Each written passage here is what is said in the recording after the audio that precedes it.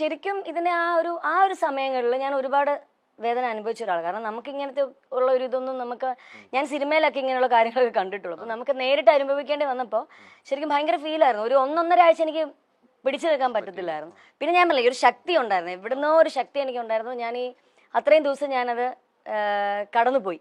പക്ഷെ അതിനുശേഷം ഈ പറഞ്ഞ പോലെ വന്ന് പല സ്ഥലങ്ങളിലും എന്നെ ഒഴിവാക്കേണ്ട സാഹചര്യങ്ങൾ എനിക്ക് ഉണ്ടായിട്ടുണ്ട് ഇതിന്റെ പേരിൽ. ഇപ്പം ഓഫേഴ്സ് ആണെങ്കിലും സീരിയൽ ആണെങ്കിലും ഒക്കെ ഇങ്ങനെ ഇതിന്റെ പേരിൽ പല സ്ഥലത്തും എന്നെ ഒഴിവാക്കിയിട്ടുണ്ട്. ജയിലിൽ കിടന്ന ആളെയൊക്കെയാണ് സീരിയൽ അഭിനയിപ്പിക്കുന്നത്. ആ ഒരു ടോക്ക് വരാൻ ഇതൊക്കെ ഞാൻ ഓൾറെഡി കേൾക്കുന്ന കാര്യം, എനിക്ക് തെളിവുണ്ട്. കാരണം ഇത് മറ്റുള്ളവർ പറഞ്ഞല്ല, ഞാൻ കേട്ടോണ്ടിരിക്കുന്ന. അപ്പൊ അങ്ങനെ ഒത്തിരി സ്ഥലങ്ങളിൽ എന്നെ ഒഴിവാക്കിയിട്ടുണ്ട്. അപ്പൊ അതൊക്കെ ശരിക്കും ഭയങ്കര പെയിൻഫുൾ ആയിരുന്നു എന്നെ സംബന്ധിച്ച്. പിന്നെ ഞാനീ പറഞ്ഞില്ലേ, പിന്നെ എനിക്ക് സ്വയം ഒരു ഇതുണ്ടായിരുന്നു, ഞാനൊരു ഒരിക്കലും ഒരു കലാകാരിയെ ഒരിക്കലും നമുക്ക് തോപ്പിക്കാൻ പറ്റില്ല. സത്യസന്ധമായിട്ടുള്ള ലെവലിൽ പോവുകയാണെങ്കിൽ എന്നെ സംബന്ധിച്ച് എനിക്കറിയായിരുന്നു ഞാൻ തെറ്റ് ചെയ്തിട്ടില്ലാത്ത ഒരാളാണ്. പിന്നെ പേരുദോഷം വന്നു. അപ്പം അതിന്റെ പുറത്ത് ഞാൻ എന്തിനാ ഇങ്ങനെ ഭയങ്കര വിഷമിച്ച് അല്ലെങ്കിൽ അങ്ങനെ ഇരിക്കേണ്ട കാര്യമില്ലല്ലോ. നമ്മള് ഒരു തൊഴിൽ കയ്യിലുണ്ട്, നല്ലൊരു തൊഴിൽ, നല്ലൊരു കുഞ്ഞുങ്ങളെ പഠിപ്പിക്കാനുള്ള ഒരു അധ്യാപികയാണ്, സ്വന്തമായി പെർഫോം ചെയ്ത് ഇതെല്ലാം ഉള്ളതുകൊണ്ട് നമ്മൾ ആരും പേടിക്കേണ്ട കാര്യമില്ല. നമ്മൾ തെറ്റ് ചെയ്തിട്ടില്ല.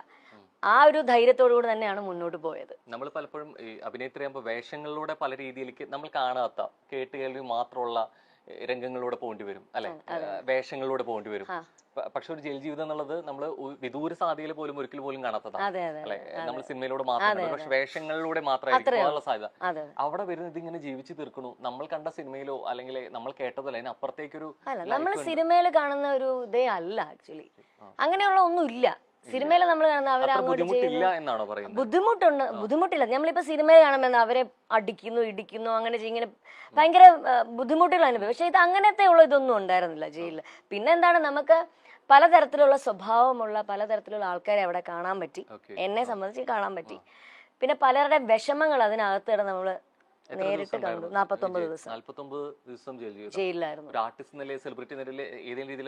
ഒന്നുമില്ല, പരിഗണന ഒന്നും ഉണ്ടായിരുന്നില്ല. എല്ലാവരെയും പോലെ തന്നെ നമ്മൾ താഴെ പായലും അതുപോലൊക്കെ തന്നെ എല്ലാവർക്കും ഉള്ള അതേ പരിഗണന തന്നെ നമുക്കും ഉണ്ടായിരുന്നുള്ളൂ.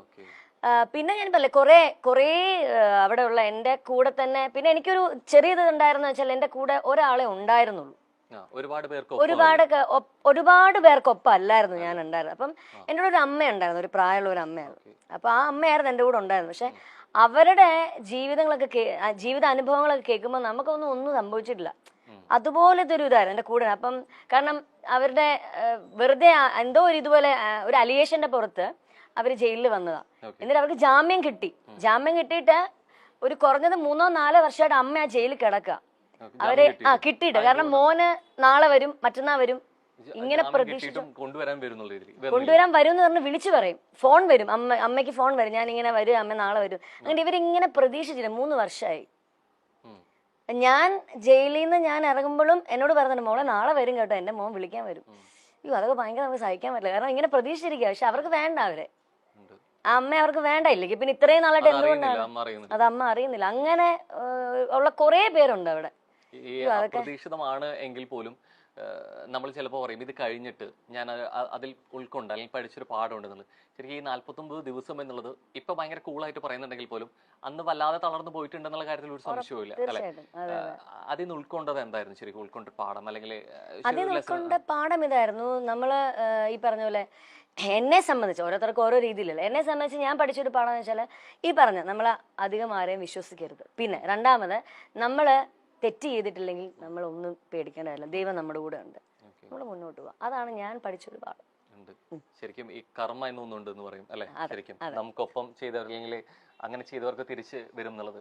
ഈ ഒറ്റപ്പെടുത്തിയവരൊക്കെ പിന്നീട് വന്നു, ഇപ്പോഴും വരുന്നുണ്ട്, ഞാൻ സംസാരിക്കുന്നുണ്ട്. ഈ ജയിലിൽ പോകുന്ന സമയങ്ങളിൽ എന്റെ ഫാമിലിയിലുള്ളവർ തന്നെ, ഞാൻ പറഞ്ഞില്ല എനിക്ക് ഇത്രയും കുറച്ച് പേരെ ഉണ്ടായിരുന്നുള്ളൂ, എനിക്ക് ആ ഒരു പ്രശ്നം, എന്റെ കുടുംബക്കാരും ഉണ്ടായിരുന്നില്ല ആ സമയത്ത്. പക്ഷെ ആ സമയത്ത് ഈ അറസ്റ്റ് ചെയ്യുന്ന ആർക്കും പ്രതീക്ഷയില്ലാത്തൊരു കാര്യമാണ് ഈ ഒരു കേസിൽ. കാരണം എന്റെ കൂടെ എന്റെ പിന്നെ വീടിന്റെ ഫ്രണ്ടിൽ തന്നെ മീഡിയാസ് മൊത്തം ഉണ്ടായിരുന്നു ഈ സമയത്ത്. ചെറിയ റൂമർ കേട്ടു, അതിന്റെ ഭാഗത്ത് ഇവരെല്ലാവരും ഇങ്ങനെ ഉണ്ട്. അപ്പൊ ഞാൻ അവർക്ക് ആഹാരം കൊടുക്കുന്നു, ഞാൻ അവർക്ക് ചായ കൊടുക്കുന്നു, നമ്മുടെ മീഡിയസിലുള്ള എല്ലാവർക്കും ഞാൻ ചെയ്യാറുണ്ട്. അത്ര ക്ലോസ് ആയിരുന്നു അവരൊക്കെ ആയിട്ട്. അപ്പോഴും ഈ അറസ്റ്റ് എന്നുള്ളത് പ്രതീക്ഷിക്കുന്നില്ല. അപ്പൊ എന്റെ കുടുംബത്തിലുള്ള 1-2 പേര് അവിടെ നമ്മുടെ വീട്ടിലോട്ട് വരുന്ന സമയം വന്ന് കേറാൻ പോകുന്ന സമയത്താണ് ശരിക്കും ഈ പോലീസ് ജീപ്പ് വരുന്നതും എല്ലാം പെട്ടെന്നായിരുന്നല്ലോ, വരുന്നു, വിളിക്കുന്നു, പോകുന്നു, ഇങ്ങനെ ആയിരുന്നു. അപ്പം ഇവര് വന്ന് കയറിയവര് ഇത് കണ്ട് പേടിച്ചിട്ട് അവിടെ ഉള്ള, അതും പറഞ്ഞത് മീഡിയാസിനോട് തന്നെ പറഞ്ഞു, അയ്യോ ഫാമിലിയാന്ന് അവരോട് പറഞ്ഞു, ഞങ്ങളെയും കൂടെ. അപ്പോഴാണ് പറയുന്നത് ഇങ്ങനെ പോലീസൊക്കെ ഉണ്ടെന്ന് പറഞ്ഞപ്പോഴത്തേക്കും അയ്യോ എന്നാൽ ഞങ്ങളെയും കൂടെ അറസ്റ്റ് ചെയ്യുമെന്ന് പറഞ്ഞ് ഈ വന്ന കുടുംബക്കാർ തന്നെ തിരിച്ചങ്ങ് പോയി. അങ്ങനെ കുടുംബക്കാർ തന്നെ ഈ സമയത്ത് ആരും ഉണ്ടായിരുന്നില്ല.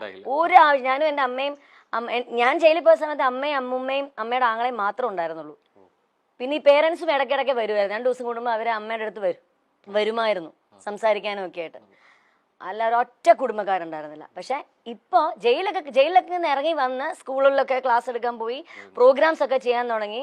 കുറച്ചും കൂടെ പഴയതിലും എനിക്ക് തോന്നുന്നു കുറച്ചും കൂടെ ഒന്ന് ആക്റ്റീവായിട്ട് വന്നപ്പോൾ ഈ പേടിച്ച് വന്നവരൊക്കെ ഇപ്പൊ തിരിച്ചു വരുന്നുണ്ട്, സംസാരിക്കുന്നുണ്ട്. ഞാനും അതനുസരിച്ച് നമുക്കും പ്രശ്നമൊന്നുമില്ല, നമ്മൾ സംസാരിക്കുന്നു, അങ്ങനെ പോകുന്നു. ഇപ്പൊ മനസ്സിലായി ആരൊക്കെ ഉണ്ടായിരുന്നു ഈ സമയത്ത്, ആരൊക്കെ നമ്മുടെ കൂടെ ഉണ്ടായിരുന്നു എന്നുള്ളത് നമുക്ക് മനസ്സിലായി. ഒപ്പമുള്ളവർ ആരൊക്കെ ആയിരിക്കും ഉണ്ടാവുക തിരിച്ചറിയണമെങ്കിൽ നമ്മളൊരു പ്രതിസന്ധിയിലെത്തിയെങ്കിൽ മാത്രമേ അറിയാൻ പറ്റൂ. അത് കൃത്യമായിട്ട് തിരിച്ചറിഞ്ഞു. ഈ ഭയങ്കരമായിട്ട് നമ്മൾ ചിലതൊക്കെ ഉണങ്ങിപ്പോയി കഴിഞ്ഞാലും ഈ മനസ്സിൽ കേട്ട ഈ കോറൽ ഇത് ഉണങ്ങാതെ അല്ലെ കെടുക്കും എന്ന് പറയാറുണ്ട്.